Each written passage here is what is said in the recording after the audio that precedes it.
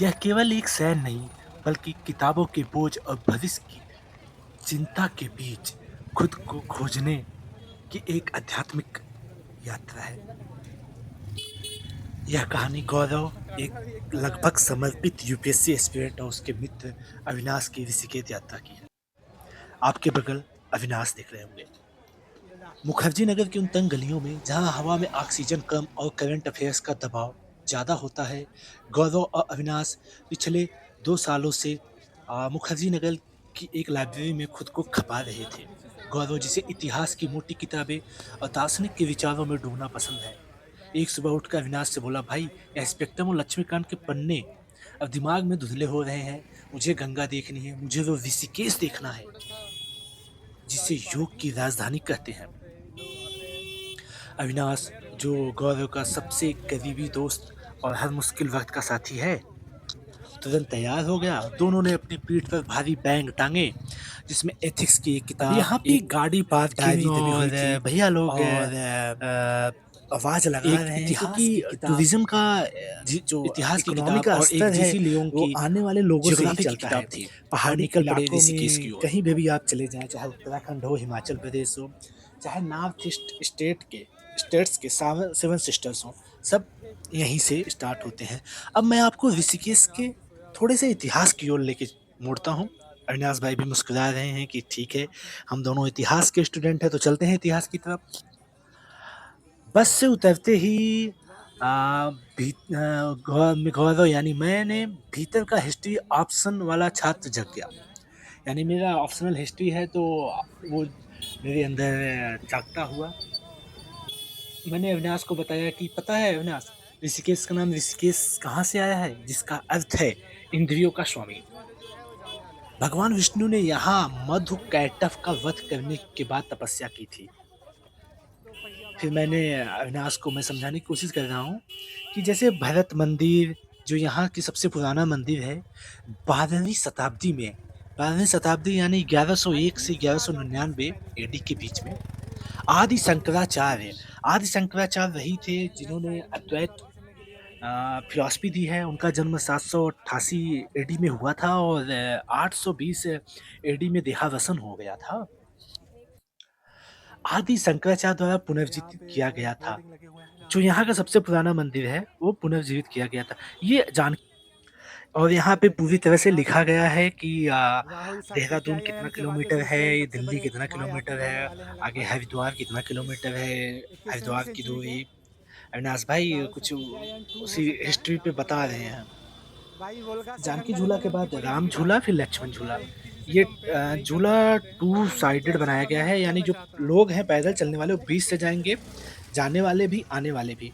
और जो left side है, वो जाने वाले केवल बाइक वाले जा सकेंगे, और जो राइट साइड है, वो केवल आने वाले आ सकेंगे बाइक से। यहाँ कार से अलाउ नहीं है। और यही पॉइंट है जहाँ से गंगा धीरे धीरे समतल की ओर बढ़ती जाती है और हरिद्वार में आके पूरी तरह समतल हो जाती हैं। इस पॉइंट के नीचे डाउनवर्ड एलिवेशन पे कहीं पे भी राफ्टिंग नहीं होती, इसके ऊपर ही राफ्टिंग होती है। ये गंगा का अद्भुत दृश्य है। और यहाँ पे येलो येलो कलर का अपोजिट डायरेक्शन चलने वाले चिन्ह लगाए गए हैं। और हाँ जी, ऋषिकेश केवल एक पर्यटक स्थल नहीं है, बल्कि हजारों सालों से ऋषि मुनियों की ऊर्जा का केंद्र रहा है। यहाँ की मिट्टी में त्याग और ज्ञान की महक है। गंगा सिर्फ एक नदी नहीं है, यह समय का प्रवाह है। हम इससे के किनारे खड़े एक छोटे से कण मात्र हैं। हम इस नदी के पानी को दोबारा कभी नहीं छू सकते। यह 2525 किलोमीटर की नदी, गंगोत्री से निकली हुई नदी, उत्तराखंड, उत्तर प्रदेश, बिहार, वेस्ट बंगाल, बांग्लादेश को अपने कैचमेंट एरिया से भरती हुई जाके बे ऑफ बंगाल में सुंदरबन डेल्टा में ब्रह्मपुत्रा के साथ मिलन करती हुई पहुंच जाती है। यहाँ पे इन्वायरमेंट इतना क्लीन दिखता है आपको। AQI, एयर क्वालिटी इंडेक्स जो है, वो करीब 15 से 20, 100 के अंदर ही रहता है अधिकतम। और ये झूले का दृश्य, जानकी झूले का दृश्य परमार्थ है, जो वानप्रस्थ और परमार्थ आश्रम है, उसके सामने हम लोग पहुँचने वाले हैं और यहाँ से ये इसका मनोरम दृश्य है और जैसे हम लोग पहुँचेंगे, फिर हम लोग थोड़ी-सी आश्रम की दुनिया में चलेंगे। गंगा नदी केवल जल की एक धारा नहीं, बल्कि भारतीय चेतना का एक जीवंत दर्शन है। मैं यूपीएससी के एस्पिरेंट और किताबों के शौकीन के तौर पर जब गंगा नदी को देखता हूँ, तो अपने जीवन के उन सत्यों से रूबरू होता हूँ जो शायद मोटी-मोटी किताबें भी मुझे न करा सके। हुआ ये कि यूनानी दार्शनिक हेराक्लिटस ने कहा था, आप एक ही नदी में 2 बार पैर नहीं डाल सकते। गंगा इसी दर्शन का साक्षात प्रमाण है। पानी हर क्षण बह रहा है, बदल रहा है, फिर भी नदी वही गंगा कहलाती है। यह हमें सिखाती है कि बदलाव ही एकमात्र सत्य है। हमारा शरीर और परिस्थितियाँ बदलती रहेंगी, लेकिन हमारी आत्मा उसी नदी की तरह स्थिर और शाश्वत रहेगी। गंगा के मार्ग में पहाड़ आते हैं, ऊबड़-खाबड़ बहुत सारे पत्थर आते हैं और फिर समतल मैदान, उत्तर प्रदेश, बिहार, वेस्ट बंगाल का आता है। वह कभी पत्थरों से लड़कर अपना समय व्यर्थ नहीं करती, बल्कि उनके बगल से रास्ता बना लेती है। यह एक्स एस्पिरेंट के लिए एक बड़ा सबक है, बाधाओं से उलझना नहीं, बल्कि उनके साथ बहना और अपना रास्ता खुद बना के सीखना है। अभी यहाँ पे लिखा गया था कि ऋषिकेश से हरिद्वार लगभग 22 किलोमीटर है, ऋषिकेश से दिल्ली इतना किलोमीटर है, ऋषिकेश से कोटद्वार की किमी लिखा गया था। सामने बजरंगबली की एक बहुत बड़ी पेंटिंग बनाई गई है और अब हम लोग सीधा उस डायरेक्शन में पहुंच रहे हैं जहां से वानप्रस्थ आश्रम, गंगा आश्रम और 8-10 आश्रम की शुरुआत होती है। एक्चुअली हुआ ये कि सैकड़ों छोटी नदियाँ और नाला गंगा में आकर मिलते हैं। जैसे नदियों में हो गया रामगंगा, अलकनंदा और भागीरथी मिलके गंगा बनाती हैं। पेनगंगा तो महाराष्ट्र की नदी है, सॉरी। और फिर हम लोग चलते हैं मार्केट की तरफ पे। यहाँ से जो आश्रम है उनके गेट सामने गंगा नदी के सामने ही दिखाई पड़ते हैं। सैकड़ों छोटी नदियाँ और नाले गंगा में आके मिलते हैं। जैसे ही वो गंगा में समाते हैं, उनका अपना नाम, पहचान और अस्तित्व समाप्त हो जाता है। वे स्वयं गंगा हो जाते हैं। हम अविनाश भाई कह रहे हैं कि ये जो पेंटिंग है, ये भारतीय कला, दर्शन और हिस्ट्री को दिखाने के लिए बनाई गई है कि भारत एक प्राचीन काल से स्पिरिचुअल प्लेस रहा है।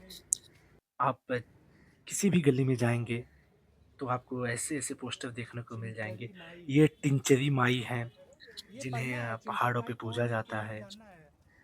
ये सारी पेंटिंग बना के दिखाई गई। ये गौरा देवी हैं, इन्होंने पेड़ बचाओ आंदोलन जो होता था, वो चिपक गई थी। जैसे जो राजस्थान से शुरू हुआ था और उत्तराखंड में भी पेड़ों को बचाने के लिए आंदोलन किए गए थे और यहाँ पे योग आसना के बहुत सारे पोजीशंस दिए गए हैं। ये महेश महेश योगी हैं। ऐसे ही किसी भी गली में आप गुजरेंगे, आपको वहाँ की, ऋषिकेश की, यानी देवभूमि की हज़ारों लोगों के बारे में जानने का मौका मिलेगा। फिर यहाँ के कल्चर को दिखाया जा रहा है, वन संपदा को सुरक्षित किया गया, नेचर को सुरक्षित करने की बात की जा रही है। यहाँ पे आपको आइसक्रीम भी मिल जाएगी। अविनाश भाई एक बड़े ट्रैवलर हैं, वो कुछ साल पहले सोलो ट्रैवलिंग भी कर चुके हैं बहुत जगह जाके। और अभी हम एक कृष्ण मंदिर में आए हैं और कृष्ण लीला का यहाँ पे पूरी तरह से ज़िक्र किया गया है। और कैसे-कैसे कृष्ण जी का जन्म हुआ, वो कैसे-कैसे कंस को मुक्ति दिलाते हुए महाभारत की ओर अग्रसर होते हैं।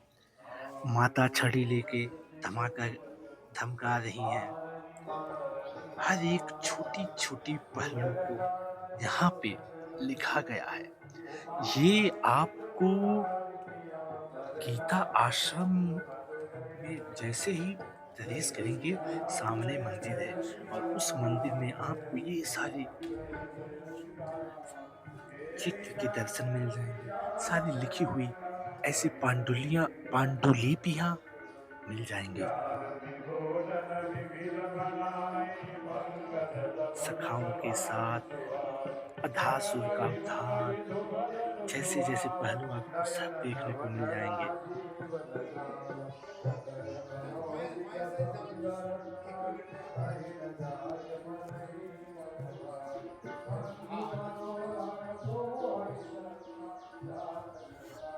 आराधना স্থল, হ্যাঁ?